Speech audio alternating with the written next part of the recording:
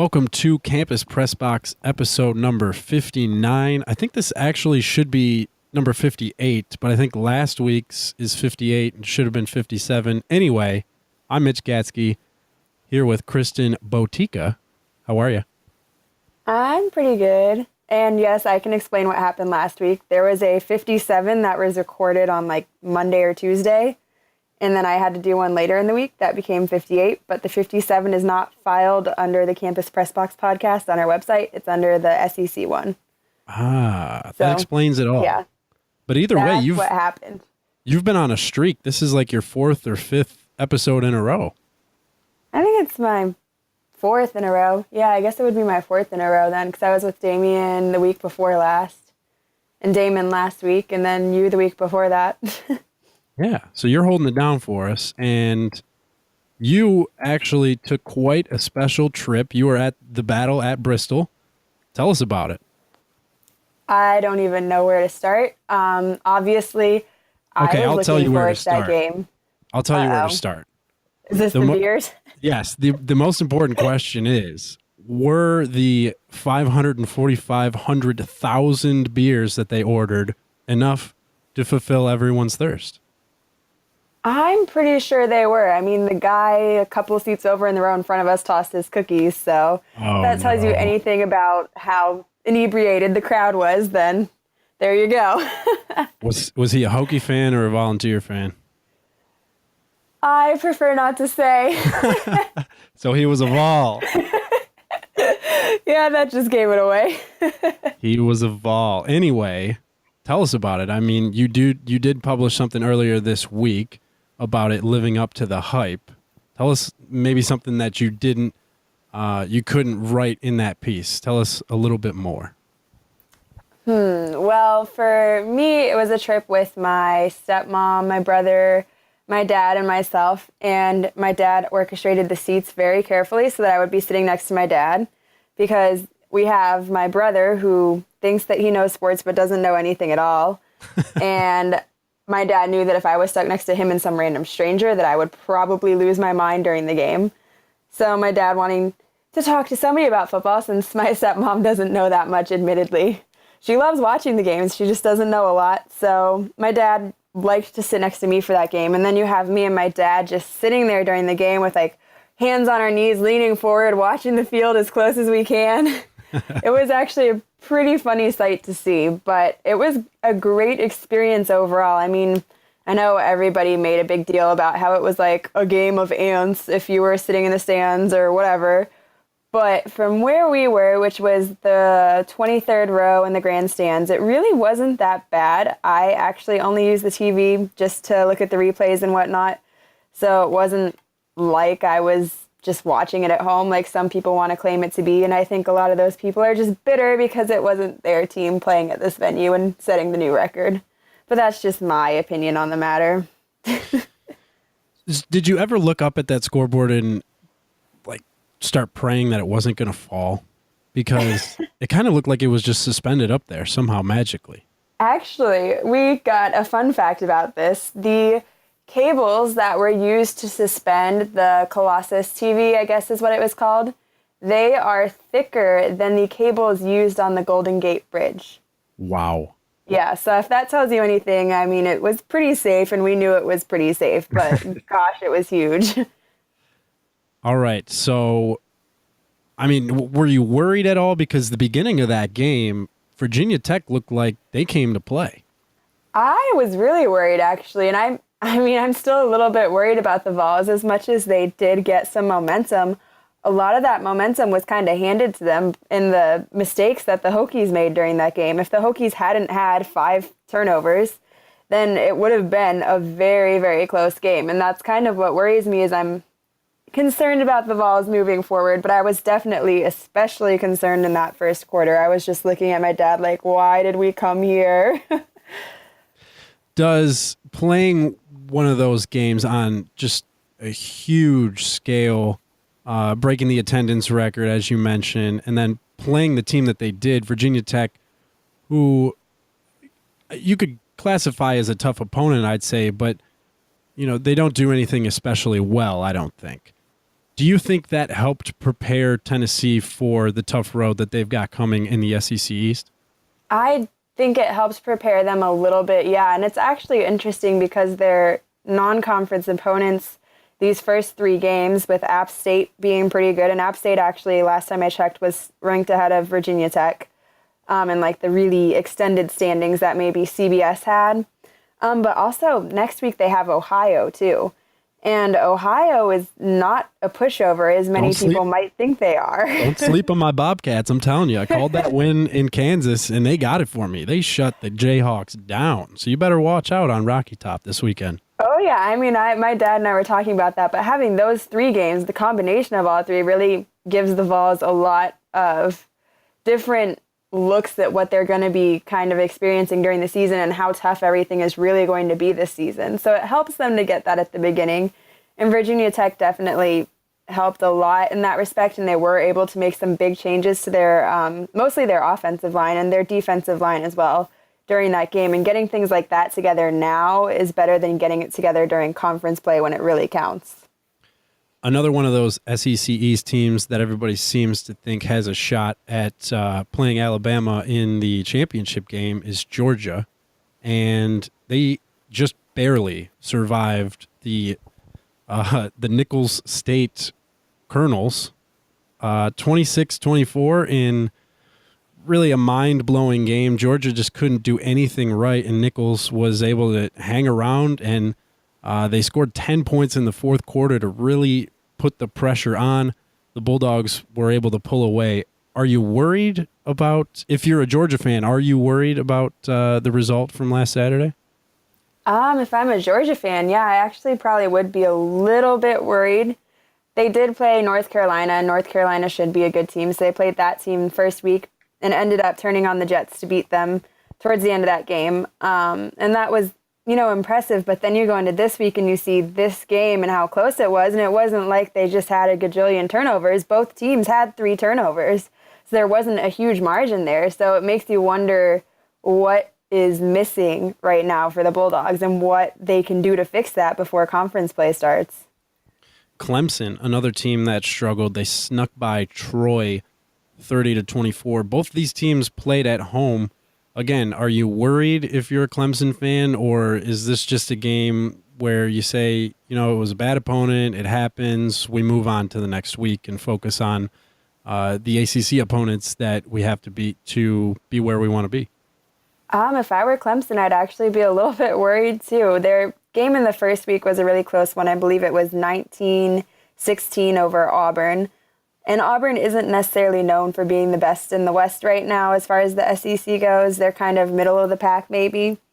And Auburn's defense, in all fairness, looked really great. It was just their offense that was severely lacking with all 3 quarterbacks they threw out there.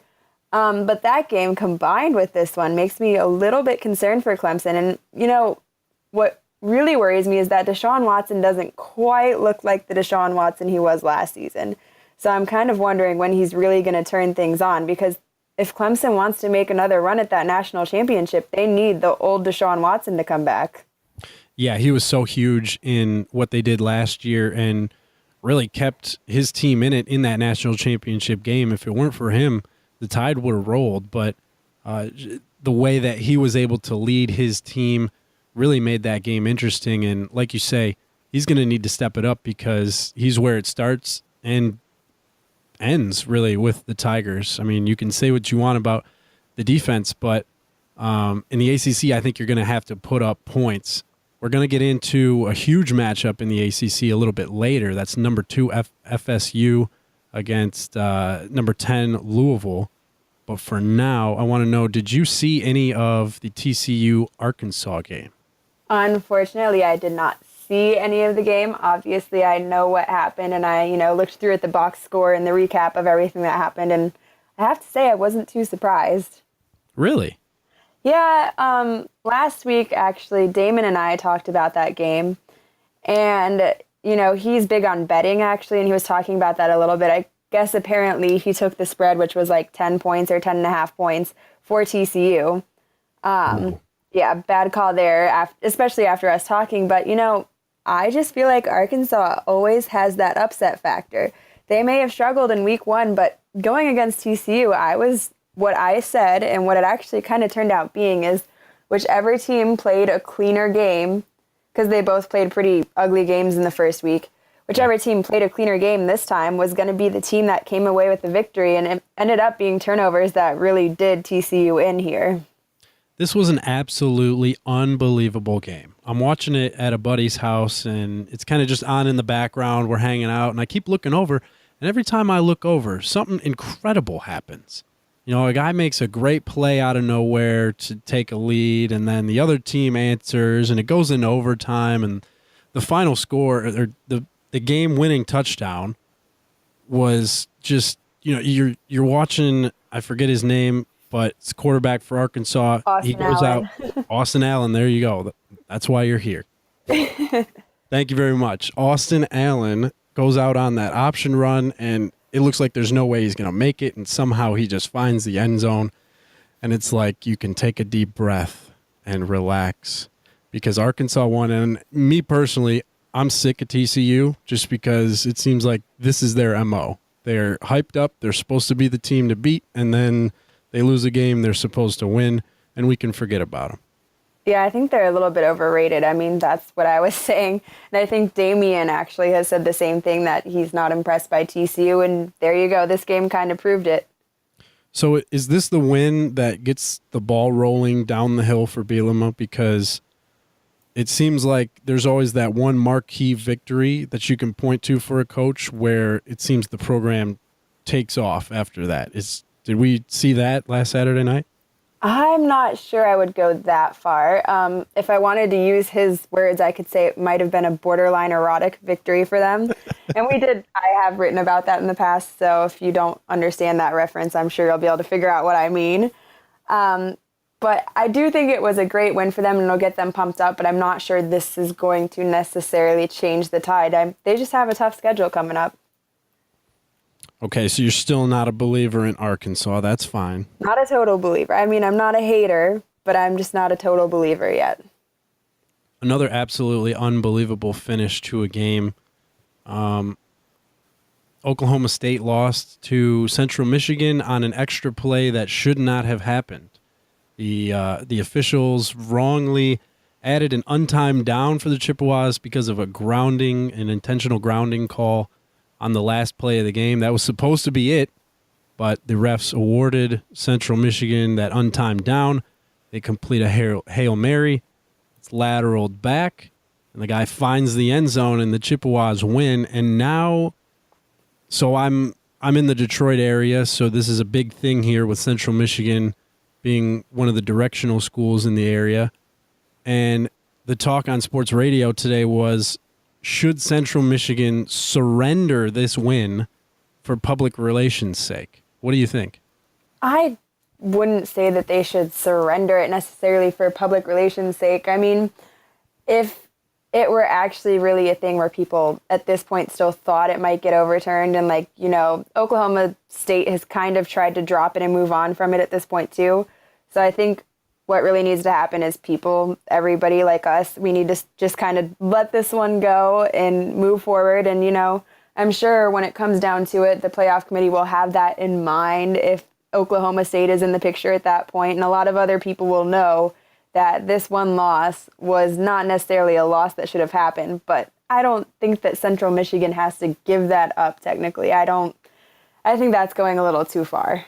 Yeah, I agree with you there. I just don't understand really why, how Central Michigan benefits from that. I mean, you're talking about a MAC team that gets a win over a ranked Power 5 team on the road, and you want them to surrender that?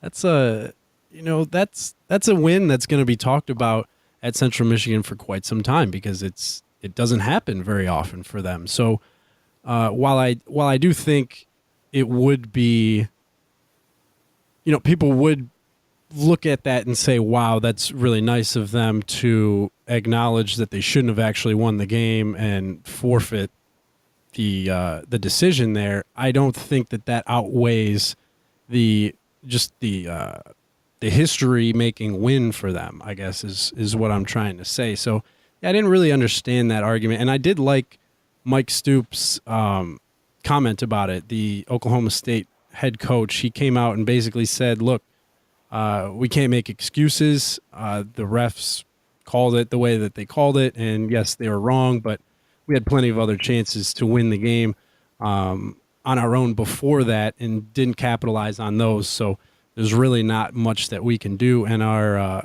I believe Cole Hankins is the one who wrote something about that earlier today as we record here on Tuesday night. We'll have the link for that for you in the notes under this podcast, so you can check that out. But moving forward, because like you said, I mean, I just don't see the need to continue to talk about surrendering that win because I just don't see it happening. So moving forward, there's a big game. There's a lot of big games, but I think the one biggest game this weekend is number 2 Florida State at number 10 Louisville. What should we be watching for here, Kristen? I think this is a big Heisman watch game. On the podcast last week, I actually named 3 players that are going to be in this game as far as the Heisman watch goes. Well, Damon named one of them, but I wholeheartedly agreed with him on that. DeAndre Francois of Florida State, he has been pretty solid so far this season, actually. I mean, he had a really, really great second half against Ole Miss that just helped them completely pull away in that game. And then you also have Dalvin Cook on the Florida State Seminoles too, and he's going to be another one to watch because he could have been in the running for the Heisman last season as well, really. I mean, he is very, very strong, and if he can stop making stupid mistakes like just dropping the ball magically 4 yards before the goal line, then, you know, he could have some pretty impressive stats this season. But on the other side of this, we obviously have Lamar Jackson at Louisville, and I am a huge Lamar Jackson fan. I picked out the title for that podcast last week. That was Lamar Jackson for Heisman, and I felt very gratified because on Friday night he completely showed out again, and it was just absolutely incredible. I think he had almost 600 yards of total offense on his own that he was responsible for. And that's just, I mean, Florida would be glad to have that much offense in a game, just with the entire team involved. But this is one guy doing that. It's just absolutely insane. And, you know, without Derwin James for Florida State, they could be in a little bit of trouble when it comes to containing him. I think it's cute that your guy Lamar Jackson's lit up a couple of bad teams in the first 2 weeks, but this weekend's his wake-up call. You know, he's gonna realize that it's a different animal once you come up against a Florida State defense. And hey, if he comes out and puts up 300 more yards of offense and leads his team to victory, then yeah, I will maybe not hop on the bandwagon, but I'll certainly be open to talking about Lamar Jackson for Heisman. For me, it's just too early, really, against 2 pretty bad teams to really give him too much credit. The guy I'm going to be watching is Dalvin Cook because, I mean, he's always been there, but he's never been the guy that we really focus on. Last year, the spotlight was kind of taken away from him with the things that Leonard Fournette was doing, Christian McCaffrey out at Stanford. Dalvin Cook kind of fell into the background, and now I think he's going to start he's going to really make a statement here against a Louisville defense that I'm not sure what to expect from, to be honest. Yeah, I have to agree with you there about the defense. I really, honestly, am not sure what to expect from their defense against a very formidable opponent in the Florida State Seminoles. I still believe a lot in Lamar Jackson, and I think that he has the potential, you know, to be responsible for 3 or 4 more touchdowns in this game. And for me, against the number 2 ranked opponent in the country, that would be good enough to keep him right there on the map for me going forward. Why is this game at noon? I don't know. That's kind of horrible, actually. Why would that doesn't make any sense. Yeah, this is a primetime game we're talking about here. Yeah. It's the first top 10 matchup of the season. And is this where College Game Day is going? I'm pretty sure it's where College Game Day is going next week. I haven't heard that, but yeah, I would assume so. I mean, ESPN is broadcasting the game. It's on ABC. So that's insane. Yeah, I don't know. And I mean, you look at the other big games, it's Ohio State and Oklahoma, but they're on Fox, so game day's not going to go there. You got Michigan State at Notre Dame, that's on NBC. They're not going to go there. So yeah, I would have to assume that they're in Louisville this weekend, but yeah, that noon start is kind of puzzling to me. Yeah, that makes no sense to me either because I feel like, especially with all of the Lamar Jackson hype right now, this is a game that would draw a pretty huge audience. Just as I'm scrolling through the schedule here, I'm finding something interesting. Number 25, Miami, is at Appalachian State this weekend. Oh gosh, don't get me started on this one. Can we break down this game a little bit? Can we get into it a little bit? I'm going to get in trouble for this one because I have a really good friend who is a really big Miami Hurricanes fan. Is he aware that they're on upset alert this weekend? I think he's aware, but he's kind of in denial, like most Miami fans usually are. They're a little bit delusional at times. I'm calling it. I mean, I haven't seen enough from Miami to warrant a top 25 ranking, and App State, like you say, is one of those teams that can sneak up on you if you let them. They nearly did it to your Vols a couple of weeks ago, and I think they get the job done here at home against the Hurricanes.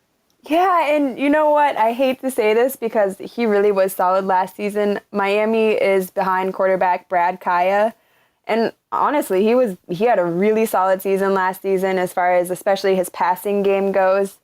I believe it was he averaged the most passing yards per game in the ACC, which is kind of surprising given the other people out there. But I'm just not 100% sure that Miami has all the kinks worked out, especially after their game last week. They only beat FAU by 28 points. And, you know, if you're planning on beating Appalachian State, I think you might need to be beating those really crummy teams a little bit more than 28 points. But I don't know. That's a tough in-state rival there, the FAU Owls. oh, gosh, don't get me started. But we all play FAU. FAU is one of those teams where it's just like nobody wants to even go to that game. I mean, another game that... Go ahead. Sorry. No, you can go.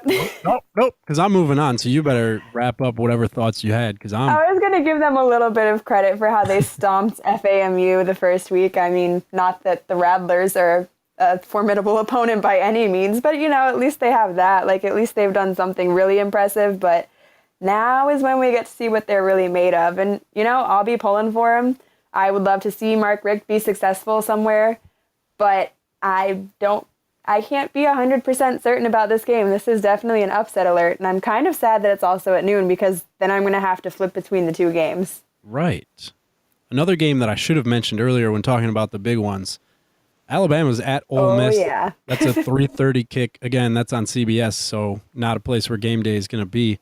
And I believe, if I'm not mistaken, this is your SmackDown piece this week, correct? Oh, this will be my SmackDown piece this week. So which team are you smacking down? I'm smacking down Ole Miss this time. All right. We won't get into it any further than that, just to save some of the suspense for the people. Give them something to read a little bit later on. But I'm assuming then, I don't know if this is going to spoil anything, but I'm assuming you're going with the Crimson Tide to win that game. Oh, yeah, definitely. I'm pretty sure I said that actually a few weeks ago when I was talking with Damien, is we got into the Georgia at Ole Miss game, and he was asking me, do I really think Ole Miss is going to be 1-2 when Georgia comes into town? And I said yes, and I still maintain that, yes, they will be 1-2 when Georgia comes into town. It's looking like a pretty good shot that they will be. Alabama, 10-point favorites. Do you give them that much of an edge, or do you think it's going to be closer? I give them that much of an edge. I mean, Western Kentucky this week with Alabama was a team that, you know, it's actually a lot better than people think. Like, I think it was they finished in the top 25 at the end of last season. I think it might have been number 24, but they were up there. And they're a lot better than people give them credit for. So the fact that Alabama didn't completely blow them out of the water, you know, that didn't surprise me too much, and that also didn't really worry me. I'm still thinking back to the USC game when Alabama just absolutely crushed them. And, you know, I'm not sure that Ole Miss is going to be able to stop it. If they couldn't stop FSU, I don't think they can stop Alabama. Yeah, and see, that's what does it for me, is that second half against Florida State in week 1. I mean, the first half it looked like Ole Miss was going to be the team to beat in the SEC, and then all of a sudden, Jameis gives his little halftime speech, and the Seminoles come out, and it was a whole different game, and it looked like Ole Miss was just confused, and it looked like they didn't even want to play anymore at one point. Yeah, I was kind of confused as to what team came back out after that second half because it didn't look like the same team we had seen before that. And I think, obviously Ole Miss this season kind of lives and dies by Chad Kelly. And in that game versus FSU, he had 3 picks. So if he has picks like that in this game, there's just absolutely no way I see Ole Miss being able to stop Alabama from, maybe good field position off of those picks, and to also be able to put up enough points on the board to counter Alabama's offense. The one thing I will say, you look at the Crimson Tide the last 2 years, they've lost 3 games. Oh gosh, I know where this is going. They've lost 3 games. I think there really is something to this. They've lost 3 games in the last 2 years. One of them, obviously, the Sugar Bowl semifinal against Ohio State 2 years ago in the playoff. But the other 2 games have come to Ole Miss. The last 2 times these 2 teams have faced each other, the Rebels have come away with the victory. Does that worry you at all? No, I don't think it. I really don't think it's an issue, actually. I think last year Alabama, didn't come out quite as fired up as Ole Miss did for this game. And I think there was a lot talked about after the game and after the win how hyped up Ole Miss actually was. But I think Alabama won't make the mistake of letting them be the team that comes out more energetic in this game this year. And I really don't see that being a problem. I don't think it's that they can't beat Ole Miss for matchup reasons. I just think that they needed to get their heads in the right places, and I think that's where they're going to be for this game. All right, before we get out of here, I need 2 more picks from you. Number 12, Michigan State at number 18, Notre Dame. Who you got? Notre Dame. Okay. Michigan State has not impressed me yet this year. I have them behind. They never do, though. Yeah, I mean, I have them both. I have them behind both Michigan and Ohio State in their division. So, I think this is one game that they could pretty easily drop, especially since it is in South Bend. Plus, I'm a little bit biased. I am a little bit of an Irish fan. Not a lot, but a little bit. Ugh. I almost went there, so. I wish you hadn't have said that. But didn't we talk about that game where I was in the sleet? Yes, that's right. That is right. That's okay. I guess I won't hold it against you. I'm pretty cool, remember? We decided this already, too. We did a whole episode on that. And that started your streak. That's what put you on the Campus Pressbox map. People started to actually realize that I am a lot cooler than you would think that I am. Last game, Ohio State at Oklahoma, number 3 at number 14. Who you got? This one is a tough one. I don't think that Oklahoma lost to Houston for lack of talent. But where did you say this game is being played? Hold on. This one's in Norman, Oklahoma. Yeah, I definitely give the edge to Ohio State then. I mean, under Urban Meyer, they've had a perfect record on the road, so I don't see that changing now. I don't see any reason why that would have to change now. I'm still pretty impressed by Ohio State, and as much as Oklahoma probably is looking to redeem themselves after losing to Houston, I don't know that they're going to be able to do it. I think this is too tough of an opponent for them to overcome. Interesting. What gives them the edge? I hate to say this as a Gator, but I am a big fan of Urban Meyer as a coach. I really am. I think that any team would be lucky to have Urban Meyer, even though I really don't like him for other reasons. I think as a coach, he's really brilliant, and I think that with him on their side, I think they've got the edge. All right, Kristen, we're right up here against a half hour. Tell the people where they can find you. You can follow me on Twitter at OGKristen, KRISTENB, and you can email me if you really want at kristen.botica@campuspressbox.com. OG. I love that. OG Kristen B. It rhymes. It's perfect. It is pretty sweet. Find me on Twitter at Great Gatsky, Gatzke. Email me, mitch.gatsky@campuspressbox.com. Find both of us writing a whole bunch of stuff this season, and stay tuned. We'll be back next week, I think. Damien has kind of turned over the reins, I believe. So it might be you and me back here next week. Until then, I'm Mitch Gatsky. Kristen, thanks for joining me. Have a great week.